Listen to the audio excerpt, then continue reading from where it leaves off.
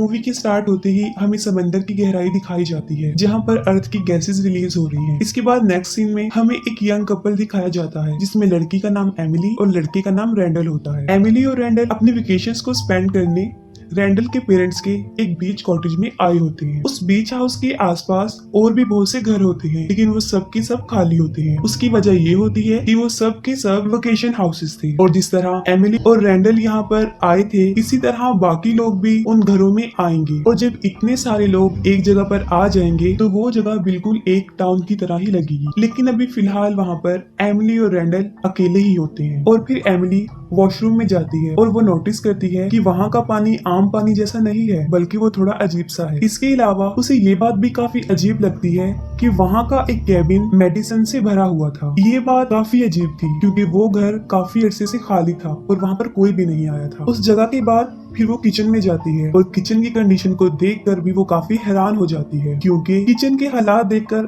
ऐसा लग रहा था कि वहाँ पर कोई रह रहा है। और जब एमिली सारे घर को चेक कर रही होती है तो अचानक से एक औरत उनके घर में घुस जाती है जिससे एमिली डर जाती है और डर की वजह से वो छुप जाती है। फिर एमिली छुपकर उस औरत को देखती है।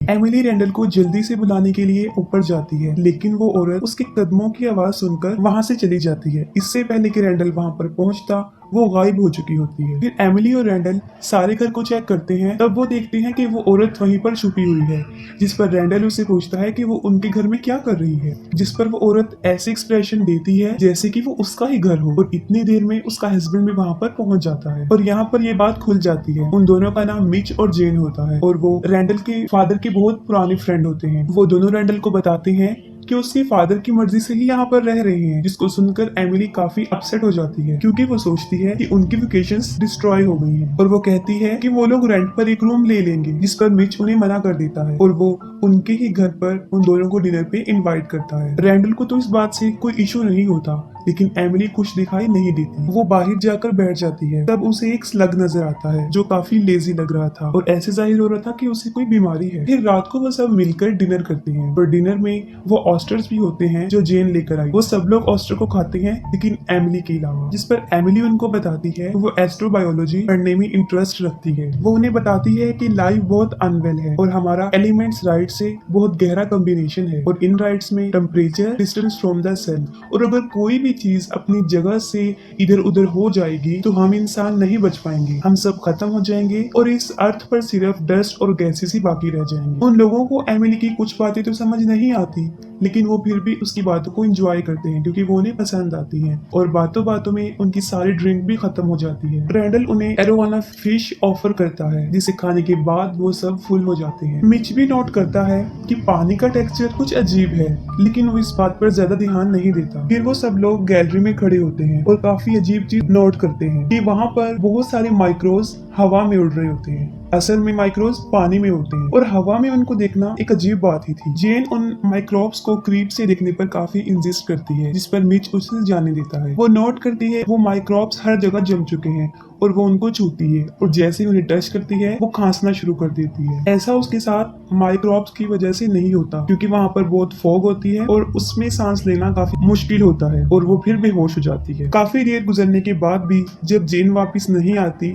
तब मिच उसे ढूंढने जाता है और दूसरी तरफ रैंडल को नशे में कुछ होश नहीं होती और एमिली जो कि घर के अंदर होती है वो देखती है कि फॉग अंदर आ रही है जिसकी वजह से वो दरवाजा बंद कर लेती है लेकिन एमिली भी फॉग की लपेट में आ जाती है और वो भी बेहोश हो जाती है। आधी रात को एमिली की आंख खुल जाती है और वो देखती है कि जेन को खांसी हो रही है। वो उसे देखने के लिए उनके रूम में जाती है और जब मिच उसे देखता है तो वो दरवाजा नॉक कर देता है, वो डोर बंद कर देता है। फिर एमिली रैंडल को उठाती है, वो दोनों अपने रूम में जाकर सो जाते हैं। एमिली और रैंडल जब सुबह को उठते हैं तब उन्हें शदीद हेडेक हो रहा होता है और वो बीच पर जाने का फैसला करते हैं और जाने के लिए जब वो नीचे उतर के आते हैं तब वो देखते हैं कि जेन जो कि चुपचाप बैठी हुई है, वो उन लोगों की बातों का कोई जवाब भी नहीं दे रही थी। एमिली उसके पास आती है तो वो देखती है कि उसने अपनी सारी मेडिसिन खत्म कर ली हैं। वो उसके करीब आकर देखती है तब जेन की सारी स्किन उतर रही होती है। वो दोनों मिच को ढूंढने के लिए बाहर जाते हैं और उसे ढूंढते ढूंढते वो बीच के पास ही बैठ जाते हैं। वहाँ पर अचानक से रैंडल की तबीयत खराब हो जाती है। वो भागकर अपने रूम में जाता है और जल्दबाजी में अपना मोबाइल फोन और कीज वहीं पर भूल जाता है। रैंडल के वहाँ से जाते ही मिच भी वहाँ पर पहुँच जाता है और उसे इस बात का पता होता है कि जेन का क्या हाल हो चुका है। दूसरी तरफ रैंडल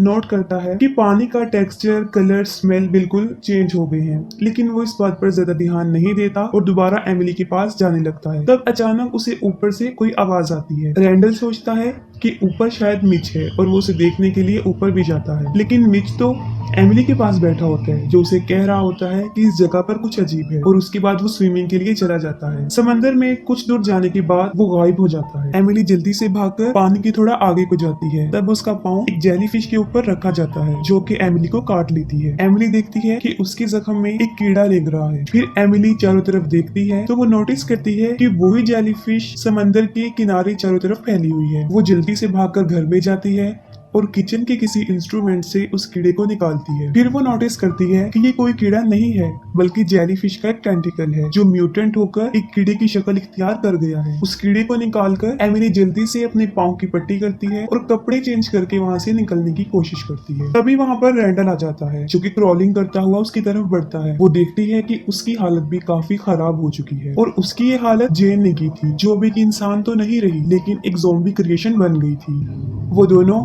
जेन से बचने के लिए वहां से भागते हैं, लेकिन वो किसी भी हाल में उनका पीछा नहीं छोड़ती। वो अपने पास के घर में जाकर हेल्प मांगते हैं, लेकिन उन्हें बदले में कोई रिस्पांस नहीं मिलता। एमिली रैंडल से पूछती है कि जेन ने उसका ये हाल कैसे किया, लेकिन उसे कुछ भी याद नहीं होता और भागने के लिए उनके पास कार की चाबी भी नहीं होती क्योंकि वो लोग बीच पर छोड़ आए होते हैं। फिर वो नोटिस करते हैं कि जेन की तरह का ही एक आदमी जो कि क्रॉलिंग करता हुआ उनकी तरफ बढ़ रहा होता है। वो दोनों वहां से भागते हैं और रात हो जाती है और फिर वहां पर फॉग छा जाती है। वो लोग रोड पर चलते जाते हैं और रैंडल की हालत मजीद खराब हो जाती है और फिर एमिली को एक पुलिस कार मिलती है। उस गाड़ी में एक रेडियो भी होता है जिस पर मैसेज भेजकर एमिली हेल्प मांगती है और उसके पास रिप्लाई भी आता है जो उसे कहता है कि ये बहुत ज्यादा डेंजरस है। जिस पर वो पूछती है कि क्या वो फॉग की बात कर रहा है, जिस पर रिप्लाई आता है नहीं, ये फॉग नहीं है, और इसके बाद उनका फोन कट जाता है। एमिली एक घर की खिड़की तोड़ती है और वो खुद को उस फॉग से बचाने के लिए उस घर में छुप जाते हैं। एमिली नोटिस करती है कि पानी में अब पानी जैसी कोई भी बात नहीं रही, वो बिल्कुल चेंज हो चुका है। वहाँ पर उन्हें एक टीवी भी नजर आता है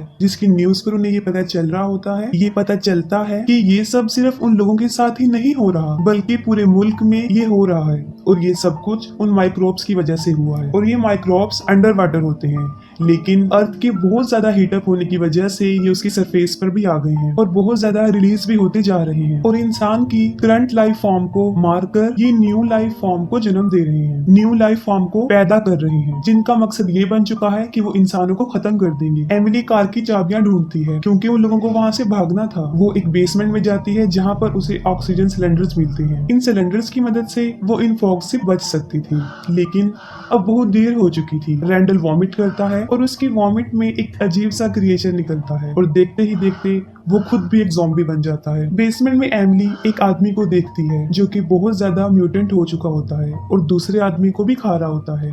एमिली जल्दी से उस टैंक को उठाती है और उसे लेकर ऊपर की तरफ भागती है और वहां आकर वो देखती है कि अब रैंडल भी बिल्कुल बदल चुका है, लेकिन बचने के लिए उसके पास कोई और चॉइस तो नहीं होती और इसीलिए वो उस टैंक से रैंडल को कुचल के मार देती है। और इतनी देर में एमिली को कीज भी मिल जाती हैं। वो जल्दी से गाड़ी की तरफ भागती है, लेकिन वहां पर बहुत ज्यादा डस्ट और फॉग होती है और उसे कुछ नजर नहीं आ रहा होता और वो अंदाजे से ही आगे बढ़ती जाती है और अचानक से एमिली की गाड़ी एक दरख्त से टकरा जाती है और यहाँ पर हम नोटिस करते हैं कि एमिली पर भी उन क्रिएचर के तासुरात जाहिर होना शुरू हो गए हैं।